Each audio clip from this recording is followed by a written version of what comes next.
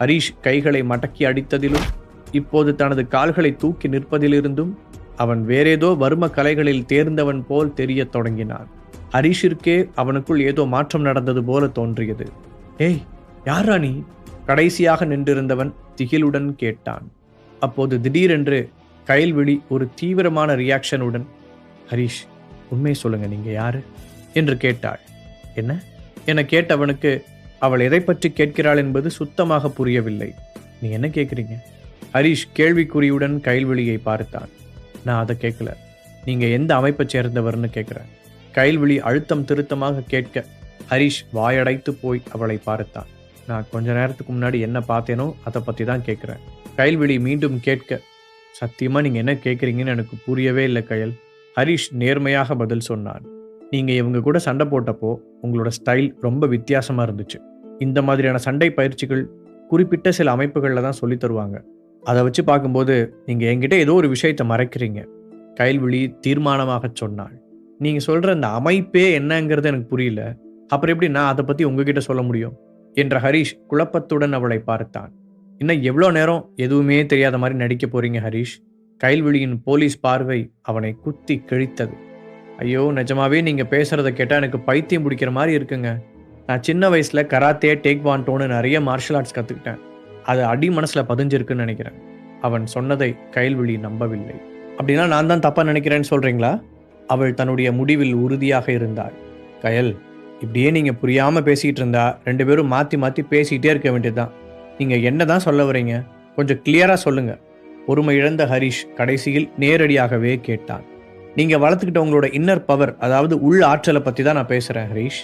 இதை பற்றி நிஜமாவே உங்களுக்கு தெரியாதுன்னு திருப்பி திருப்பி போய் சொல்லாதீங்க. அதை நம்புறதுக்கு நான் ஒன்றும் பச்சை குழந்தை இல்லை. கயல்விழியும் ஹார்ஷாகவே பதில் கூறினாள்.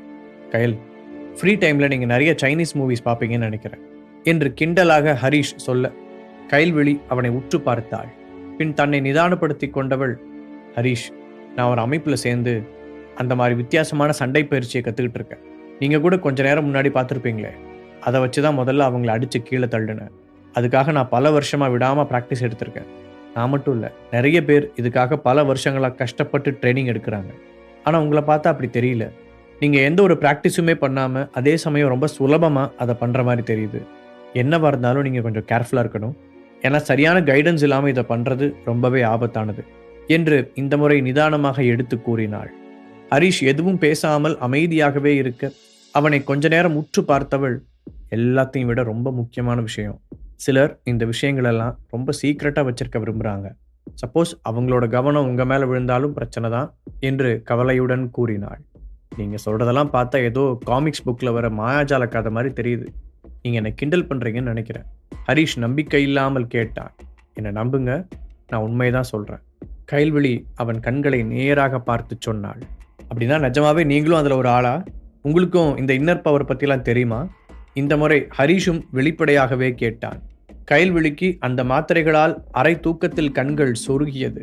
இருந்தாலும் தன்னை சமாளித்து கொண்டவள், ஹரீஷ், இங்கே நார்மல் பீப்புள்ஸுக்கு தெரியாத நிறைய விஷயங்கள் நடக்குது. சில பவர்ஃபுல்லான பீப்புள்ஸ் அவங்களோட உள் ஆற்றலை வளர்த்துக்கிட்டு பிஸ்னஸ் டெவலப்மெண்ட்டுக்காக யூஸ் பண்ணுறாங்க.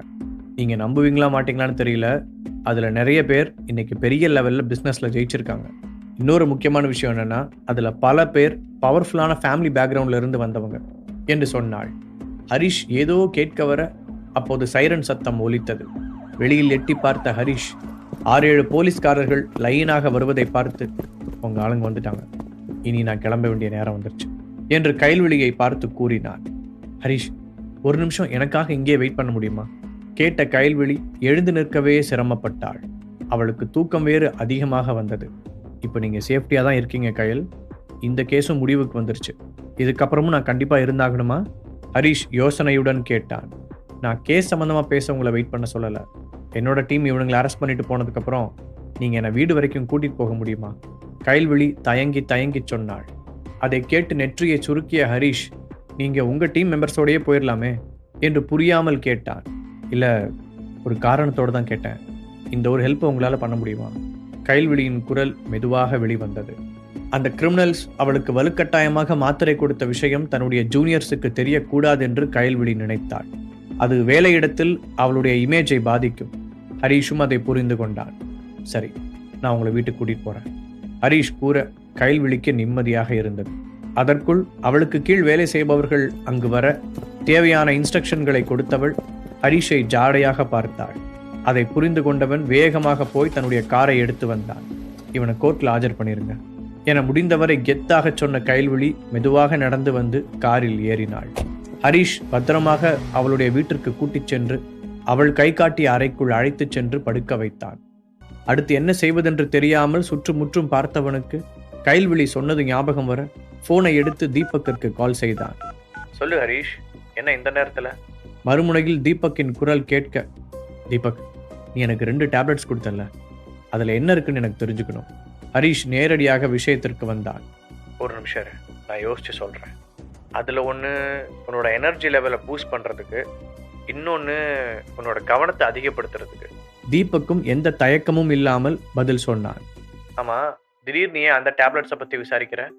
அதை சாப்பிட்டதுனால உடம்புக்கு ஏதாவது பண்ணுதா என்ன? கேட்ட தீபக்கின் குரலில் பதட்டம் தெரிந்தது. அதெல்லாம் ஒன்றும் இல்லை, சும்மா தெரிஞ்சுக்கிறதுக்காக தான் கேட்டேன். சரி, நீ உன் வேலையை கன்டினியூ பண்ணு சொல்லிவிட்டு போனை கட் செய்தான் ஹரீஷ். கைல்விழி சொன்ன விஷயங்களையும் தீபக் சொன்ன பதிலையும் இணைத்து பார்த்து யோசித்த ஹரீஷ், இவன் என்னமோ இன்னர் பவர் சூப்பர் பவர்னு ஏதோ இங்கிலீஷ் படத்தில் வர்ற மாதிரி கதை சொல்லிக்கிட்டு இருக்கா. அவன் என்னமோ எனர்ஜி அதிகப்படுத்த தான் டேப்லெட் கொடுத்தாங்கிறான். உண்மையிலேயே என் உடம்புக்குள்ள என்னதான் நடக்குது என்று தன்னைத்தானே கேள்வி கேட்டுக்கொண்டான். அதை பற்றி ரொம்ப யோசித்ததில் தலைவலி வருவது போல இருக்க அந்த சிந்தனையிலிருந்து வெளியே வந்தவன் கைல்விழியின் ரூமை பார்வையால் வலம் வந்தான். அவனுக்கு நேர் எதிரே ஒரு புக் ஷெல்ஃப் இருக்க அதில் மேல் அடுக்கு முழுவதும் சண்டை பயிற்சி, ஹெர்பல் மெடிசின் என்று ஏதேதோ தலைப்புகளில் புத்தகங்கள் அடுக்கப்பட்டிருந்தன. அந்த ஷெல்ஃபில் இருந்த அட்டை கிழிந்த 2 பழைய புத்தகங்கள் ஹரீஷின் கவனத்தை ஈர்த்தது. மெதுவாக எழுந்து சென்றவன் அந்த 2 புத்தகங்களையும் எடுத்தான். அதில் முதல் புத்தகம் யுவர் இன்னர் பவர் என்ற தலைப்பில் இருந்த மொழிபெயர்ப்பு புத்தகம். அந்த நைட் முழுவதும் கண்முழித்து அந்த 2 புத்தகங்களையும் ஒரு வரி கூட விடாமல் படித்து முடித்தான் ஹரீஷ். காலையில் எழுந்த கைல்விழி ஹரீஷ் இன்னும் அந்த சோஃபாவிலேயே உட்கார்ந்திருப்பதை பார்த்து அதிர்ச்சி அடைந்தாள். பெட்டில் இருந்து துள்ளி குதித்து எழுந்தவள், நீங்க நைட் ஃபுல்லா வீட்டுக்கே போகாம இங்கேவா உட்கார்ந்துருந்தீங்க? திகைப்புடன் கேட்டாள். ஆமா, என்ன வீட்டுக்கு கூட்டிட்டு வர சொல்லிட்டு நீங்க பாட்டுக்கு நல்லா படுத்து தூங்கிட்டீங்க. எப்படி உங்களை தனியா விட்டுட்டு போறது? அதான் இங்கே இருக்க வேண்டியதாயிடுச்சு. ஹரீஷ் அவளுக்கு விளக்கம் சொன்னான். நைட் ஃபுல்லா தூங்காம இங்கேவா உட்கார்ந்துருந்தீங்க? கைல்விழி கேட்க எதையோ நினைத்து கொண்ட ஹரீஷ் சத்தமாக சிரித்தான். அவள் குழப்பத்துடன் அவனை பார்க்க, இல்ல நைட் தூக்கத்துல என்ன போவான்னு ரொம்ப உரிமையா பேசுனீங்களா? இப்ப திடீர்னு மரியாதையா பேசவும் வித்தியாசமா இருந்துச்சு. அதான் உங்களுக்கு கம்ஃபர்டபுளா இருக்கும்னா நீங்க தாராளமா அப்படியே பேசலாம். ஹரீஷ் பெர்மிஷன் கொடுத்தான். அப்படின்னா நீயும் இனிமே என் கூட நார்மலாவே பேசலாம். கைல்விழியும் அவனை பார்த்து ஃப்ரெண்ட்லியாக சிரித்தாள். அந்த நிமிடம் அவர்கள் இருவருக்குள்ளும் ஒரு அழகான ஃப்ரெண்ட்ஷிப் பூத்தது. ஆனா ஹரீஷ், உன்னை பார்த்தா நைட் ஃபுல்லா தூங்காத மாதிரியே இல்லை, ரொம்ப ஃப்ரெஷ்ஷா தெரியற, கைல்விழி யோசனையுடன் சொன்னாள். அவளால் இப்போது கூட அவனிடமிருந்து வெளிப்படும் ஒருவித ஆற்றலை உணர முடிந்தது. சரி, உனக்கு இப்ப எப்படி இருக்கு? அந்த டேப்லெட் சாப்பிட்டது வேற ஏதாவது பண்ணுதா? ஹரீஷ் பேச்சை மாற்றினான். அவனுமே இப்போது தனக்குள் ஏதோ வித்தியாசங்களை உணர ஆரம்பித்திருந்தான். அது 2 டேப்லெட் தானே, இப்ப நான் நல்லா தான் இருக்கேன் என்று சொன்னவள் அப்போதுதான் ஹரீஷ் கையில் இருந்த புத்தகங்களை பார்த்தாள். இந்த புக்ஸ்ல இருக்கிற மாதிரி தான் என்னோட உள் ஆற்றலையும் டெவலப் பண்ணிக்கணும்னு ஆசைப்படுறேன். ஆனா என்னால இன்னும் 3rd லெவலை கூட தாண்ட முடியல என்று சொல்லிக்கொண்டே வந்தவள் சட்டென நிறுத்தி கொண்டாள். அவள் கண்களில் ஒரு விதமான இனம் புரியாத உணர்வு தெரிந்தது. அது ஒன்றும் அவ்வளோ கஷ்டமா இருக்காதுன்னு தான் நினைக்கிறேன். ஹரீஷ் சாதாரணமாக சொல்ல புருவத்தை உயர்த்தி அவனை பார்த்த கைல்விழி, அது ஒவ்வொன்றையும் தாண்டி வர எவ்வளோ நாள் பிராக்டிஸ் பண்ணணும்னு உனக்கு தெரியாது, அதனாலதான் இப்படி பேசுற என்றாள். அதை கேட்ட ஹரீஷின் உதடுகளில் ஒரு மர்மமான புன்னகை நெளிந்தது. சரி, நான் இப்ப வேலைக்கு போகணும், அவனை கிளம்ப சொல்லி மறைமுகமாக கூறினாள். முகத்தில் இருந்த சிரிப்பு மாறாமல் எழுந்த ஹரீஷ் அவனுடைய பாக்கெட்டில் இருந்து சிவப்பும் பிரவுனும் கலந்த டேப்லெட் போன்ற ஒன்றை எடுத்து அங்கிருந்த குட்டி மேஜையின் மீது வைத்தான். நான் உனக்காக இதை ஸ்பெஷலா ரெடி பண்ணேன், இது உனக்கு ஹெல்ப் பண்ணணும்னு தான் நினைக்கிறேன் ஹரீஷ் சொல்ல தன்னுடைய முட்டை கண்களை அகலமாக விரித்து அதை பார்த்தாள் கைல்விழி. ஏதோ 8வது அதிசயத்தை பார்ப்பது போல அவளுடைய ரியாக்ஷன் இருந்தது.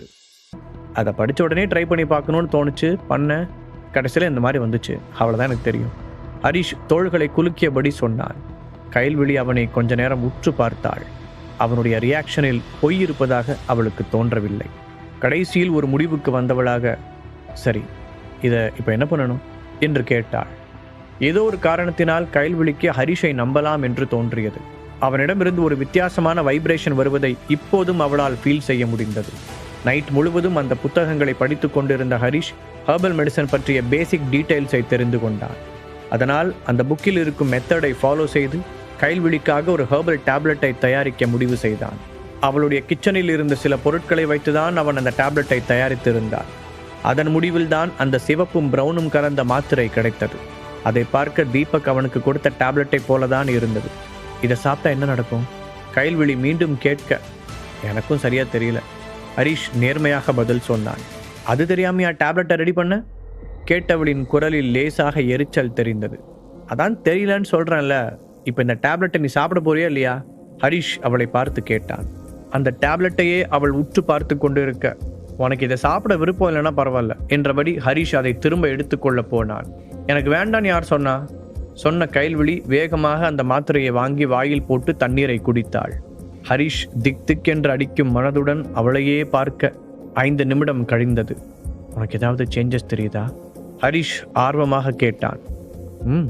இன்னைக்கு ஆஃபீஸ் போக இன்னும் 5 நிமிஷம் லேட் ஆகும்னு மட்டும் தெரியுது. கிண்டலாக பதில் சொன்ன கைல்விழி, நீ நிஜமாவே அந்த புக்கில் இருந்த மெத்தட்ஸ் எல்லாம் கரெக்டாக ஃபாலோ பண்ணியா என்று சந்தேகத்துடன் கேட்டாள். அதே மாதிரி தான் பண்ண. ஹரிஷ் சங்கடத்துடன் முணுமுணுத்தான். நேரமாக ஆக அந்த மாத்திரை எந்த விதத்திலும் வேலை செய்யவில்லை என்று இருவருக்கும் தோன்றியது. ஹரிஷ் சோர்ந்து போன வேளையில் திடீரென்று அவனுடைய போன் அடித்தது. காலர் ஐடியில் சந்தனாவின் பேர் வரவும் போனை எடுத்துக்கொண்டு கொஞ்சம் தள்ளி சென்றான். சொல்லு சந்தனா, அவன் கூற. ஹரி, நீ எங்க இருக்க? அப்பா ஃபாரின்ல இருந்து வந்துட்டாரு.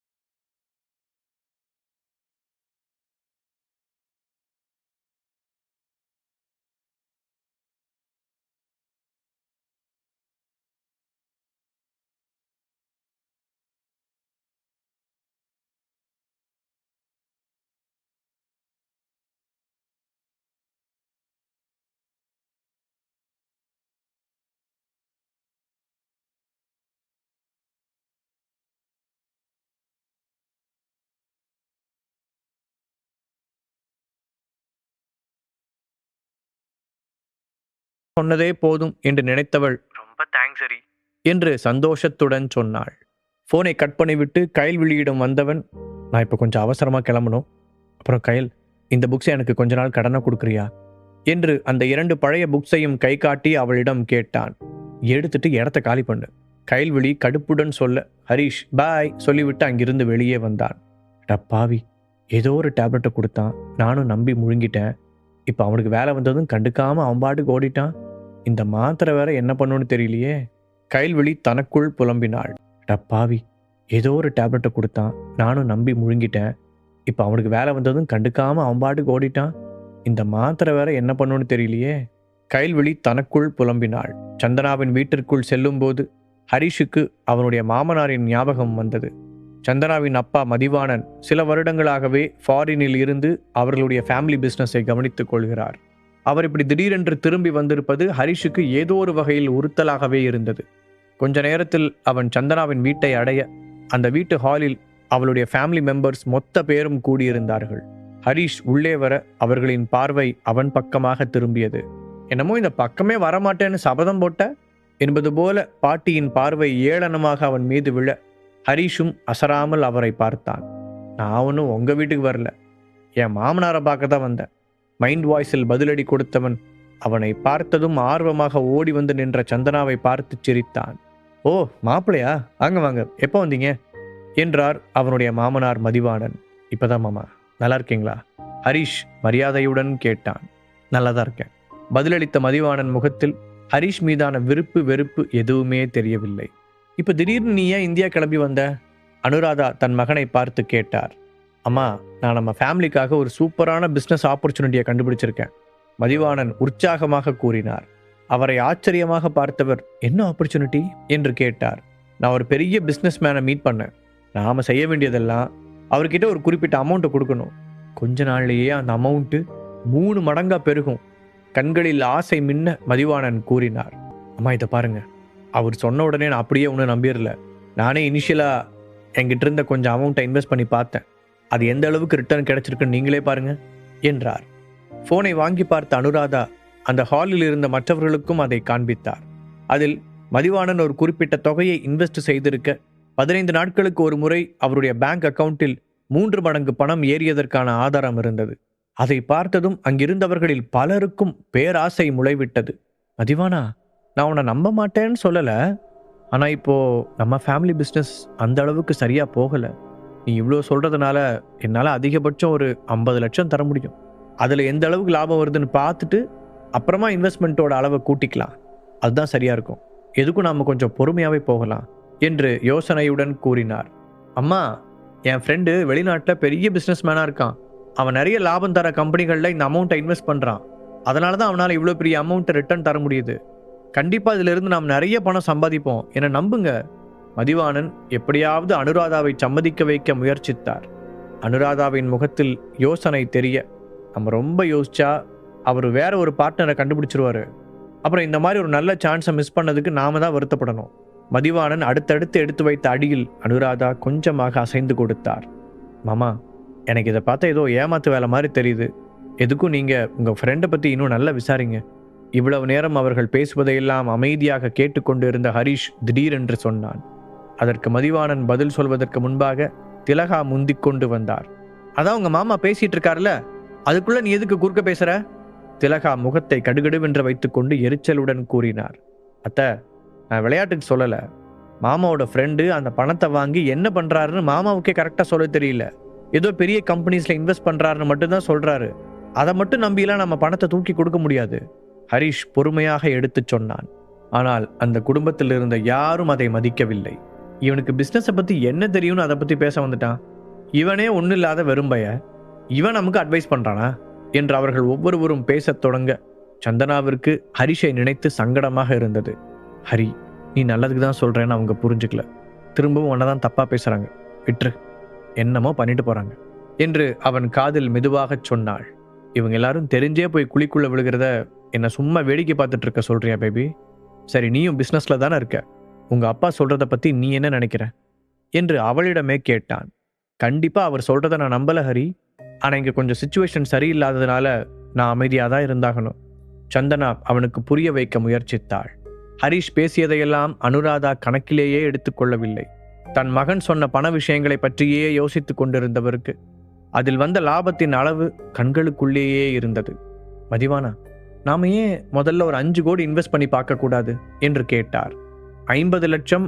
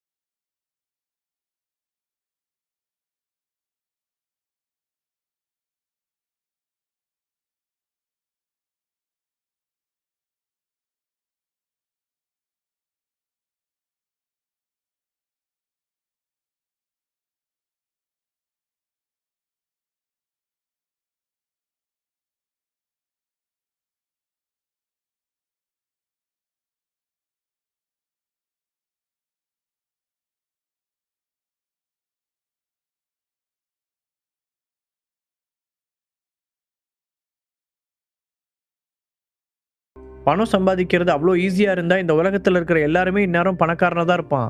ஹரிஷ் தன்னால் முடிந்தவரை அவர்களுக்கு எடுத்துச் சொல்ல, நீ பேசாம வாயை மூடிட்டு இங்க இருக்கிறதுனா இரு, இல்லைன்னா வெளியே போயிரு. அதற்கு மேல் திலகாவால் தன்னுடைய கோபத்தை கண்ட்ரோல் செய்ய முடியவில்லை.